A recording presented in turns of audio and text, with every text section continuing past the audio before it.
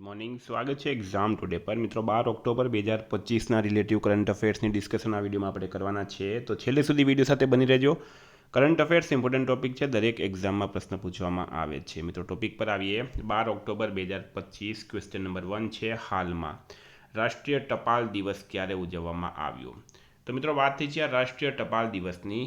એ દર વર્ષે 10 ઓગસ્ટે મનાવવામાં આવે છે. 10 ઓગસ્ટ વિશ્વ માનસિક સ્વાસ્થ્ય દિવસ પણ મનાવાય. આ બંને યાદ રાખવાનું છે, 2 દિવસ છે, બરાબર. જો આંતરરાષ્ટ્રીય ટપાલ દિવસ 9 ઓક્ટોબર છે અને રાષ્ટ્રીય ટપાલ દિવસ 10 ઓક્ટોબર.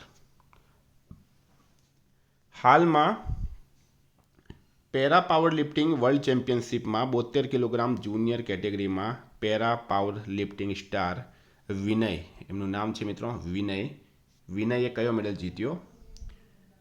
તો વિનય જીત્યો છે ગોલ્ડ મેડલ રાઈટ આન્સર છે. તાજેતરમાં મિસિસ યુનિવર્સનો ખિતાબ કોણે જીત્યો છે? તો મિત્રો પ્રશ્ન છે મિસિસ યુનિવર્સ, બરાબર, એનો ખિતાબ કોણે જીત્યો? તો રાઈટ આન્સર છે મિત્રો આમાં શેરી સિંહ, બરાબર. શેરી સિંહ જે છે એમણે મિસિસ યુનિવર્સનો હાલમાં ખિતાબ જીતી લીધો છે. આ છે મિત્રો શેરી સિંહ. દેશ માટે ગર્વની ક્ષણમાં જ્યારે મનીલા ફિલિપિન્સમાં આયોજિત ગ્રાન્ડ ફિનાલેમાં શેરી સિંહને મિસિસ યુનિવર્સ 2025નો તાજ પહેરાવવામાં આવ્યો ત્યારે ભારતે વૈશ્વિક સૌંદર્ય સ્પર્ધાઓના ઇતિહાસમાં પોતાનું નામ સુવર્ણ અક્ષરોમાં અંકિત કર્યું છે. તાજેતરમાં કયા જિલ્લાની પલસાણા ગ્રામ પંચાયતને પંચાયતી રાજ મંત્રાલય દ્વારા રાષ્ટ્રીય ઈ શાસન પુરસ્કાર માટે પસંદ કરવામાં આવ્યા છે? તો રાઈટ આન્સર છે મિત્રો આમાં સુરત. ગુજરાતની સુરત જિલ્લાની પલસાણા ગ્રામ પંચાયતને આગામી પંચાયતી રાજ મંત્રાલય દ્વારા રાષ્ટ્રીય ઈ શાસન પુરસ્કાર એટલે કે નેશનલ ઈ ગવર્નન્સ એવોર્ડ 2025 માટે પસંદ કરવામાં આવ્યું છે. પલસાણા ગામ છે મિત્રો, સુરત જિલ્લામાં આવેલું છે. વિદ્યાર્થી મિત્રો, આવનારી તમામ પરીક્ષાઓ માટે એક્ઝામ ટુડેનું લેટેસ્ટ એક વર્ષનું કરંટ અફેર્સ, જેમાં તમને Olympic, Paralympic, Covid, IPL, GI tag, બદલાયાના વર્તમાન પદાધિકારી, પુસ્તક લેખક, company CEO, brand ambassador award, જે કે સ્પોર્ટ, જે કે G20 summit, T20 world cup, FIFA world cup, election, જે કે અયોધ્યા, જે કે budget, champions trophy, IPL, Padma awards, એટલે કે ટોપિક વાઇઝ કરંટ અફેર્સની પીડીએફ, છેલ્લા એક વર્ષની લેટેસ્ટ મંથલી કરંટ અફેર્સની પીડીએફ, 10,000થી વધારે પ્રશ્નોનો સમાવેશ, ઇન્ડિયા, ગુજરાત, ઇન્ટરનેશનલ લેવલનું પૂરું કરંટ અફેર.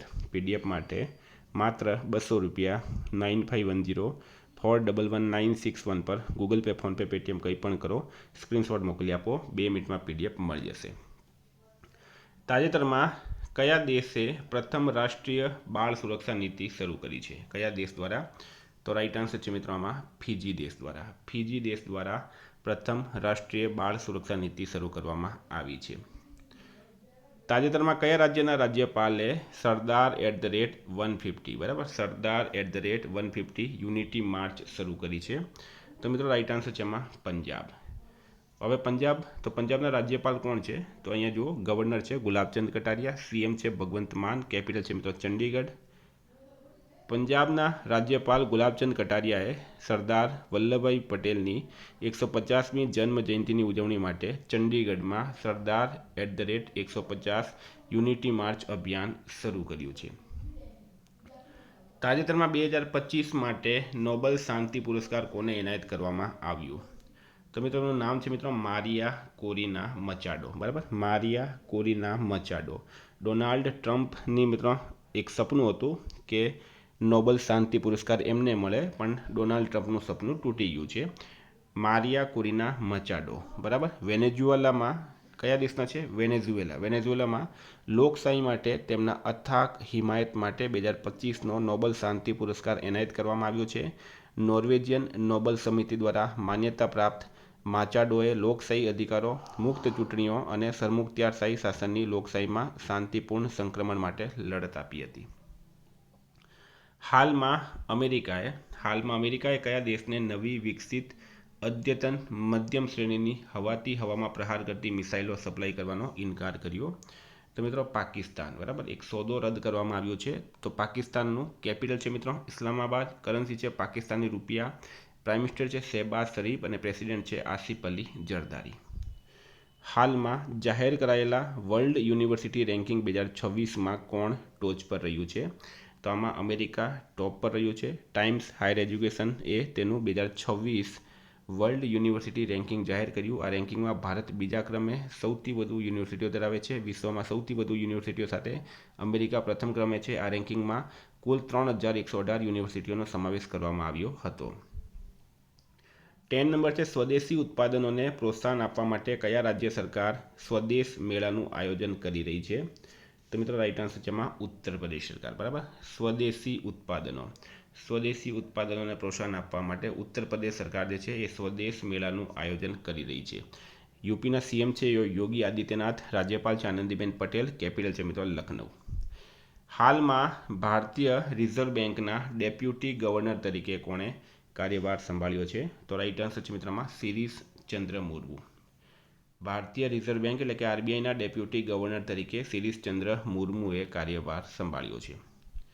કોલકાતામાં ઇલેક્ટ્રિક વાહનો માટે ટેસ્ટિંગ લેબનું ઉદ્ઘાટન કોણે કર્યું? તો પ્રશ્ન છે મિત્રો, કોલકાતામાં ઇલેક્ટ્રિક વાહનો માટે ટેસ્ટિંગ લેબનું ઉદ્ઘાટન કોણે કર્યું? રાઈટ આન્સર છે મિત્રો આમાં પ્રહલાદ જોશીએ. તાજેતરમાં કેન્દ્રીય મંત્રી શ્રી પ્રહલાદ જોશીએ કોલકાતામાં ઇલેક્ટ્રિક વાહનો માટે એક અત્યાધુનિક ટેસ્ટિંગ લેબનું ઉદ્ઘાટન કર્યું. આ લેબ કોલકાતાની પ્રાદેશિક પ્રયોગશાળા અલીપોરમાં સ્થાપિત કરવામાં આવી છે. હાલમાં ભારતીય સેના દ્વારા કયું સ્વદેશી એન્ટી ડ્રોન ગ્રીડ શરૂ કરવામાં આવ્યું છે? તો પ્રશ્ન છે મિત્રો, ભારતીય સેના દ્વારા કયું સ્વદેશી એન્ટી ડ્રોન ગ્રીડ શરૂ કરવામાં આવ્યું? રાઈટ આન્સર છે મિત્રો આમાં સક્ષમ. બરાબર, ભારતીય સેનાએ સ્વદેશી કાઉન્ટર માનવરહિત એરિયલ સિસ્ટમ ગ્રીડ સક્ષમ શરૂ કર્યો, જેનો ઉદ્દેશ્ય વાસ્તવિક સમયમાં દુશ્મનના ડ્રોનને શોધવા, દેખરેખ રાખવા, ઓળખવા અને નિષ્ક્રિય કરવાનો છે.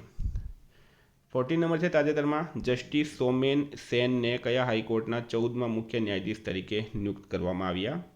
તો રાઈટ આન્સર છે મિત્રો આમાં મેઘાલય. બરાબર, મેઘાલય રાઈટ આન્સર છે. જસ્ટિસ સોમેન સેન નામ તમારે યાદ રાખવાનું છે.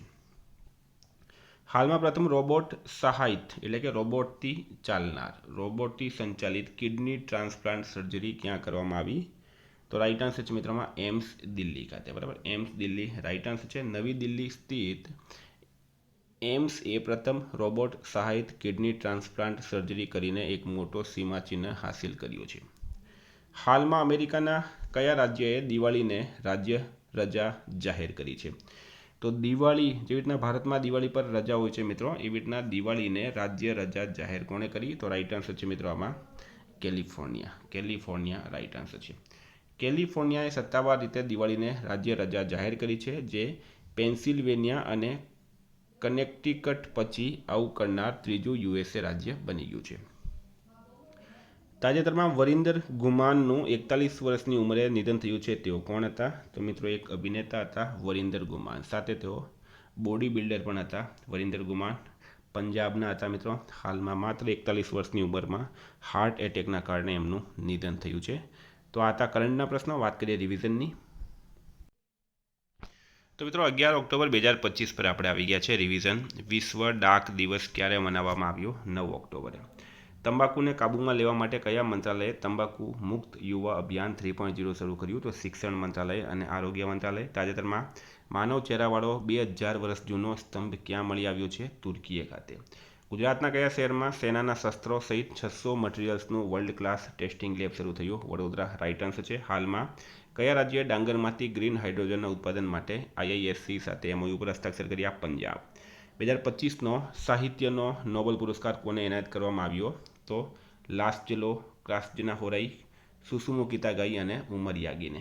હાલમાં આંતરરાષ્ટ્રીય સૌર ગઠબંધનનું 8મું સત્ર ક્યાં યોજાશે? ન્યૂ દિલ્હી ખાતે.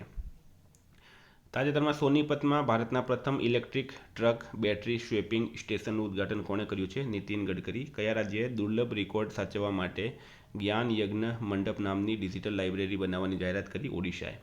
તાજેતરમાં બ્લેક સ્ટોને ઇન્ડિયા ક્રેડિટ પ્લેટફોર્મ લોન્ચ કર્યું છે. તેના એમડી તરીકે અપૂર્વ શાહની નિમણૂક કરાયા.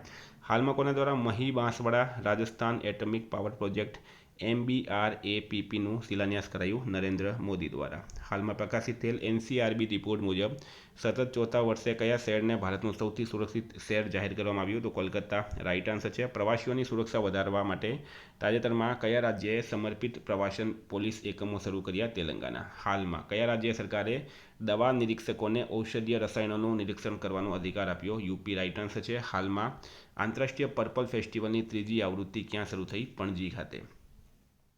ડિજિટલ ચલણ માટે રિટેલ સેન્ડબોક્સ કોણે લોન્ચ કર્યું? તો RBI કર્યું. હાલમાં કોણે પોતાનો સત્તાવાર ઈમેલ જોહો મેલ પર ખસેડ્યો? અમિત શાહ રાઇટ આન્સર છે. મિત્રો ગઈકાલે પ્રશ્ન પૂછાયો તાજેતરમાં બિલ્ડથોન 2025ના બ્રાન્ડ એમ્બેસેડર કોને બનાવવામાં આવ્યા? તો શુભાંશુ શુક્લા રાઇટ આન્સર હતું. આજનો પ્રશ્ન છે હાલમાં આંતરરાષ્ટ્રીય પર્પલ ફેસ્ટિવલની ત્રીજી આવૃત્તિ ક્યાં શરૂ થઈ? એનો જવાબ તમારે કમેન્ટ બોક્સમાં જણાવવાનો. વિદ્યાર્થી મિત્રો વોટ્સઅપ ટેલિગ્રામની લિંક ડિસ્ક્રિપ્શનમાં છે. PDF માટે 9510411961 પર કોન્ટેક્ટ કરો. Thank you. ફરી મળીશું. જય હિન્દ, જય ભારત.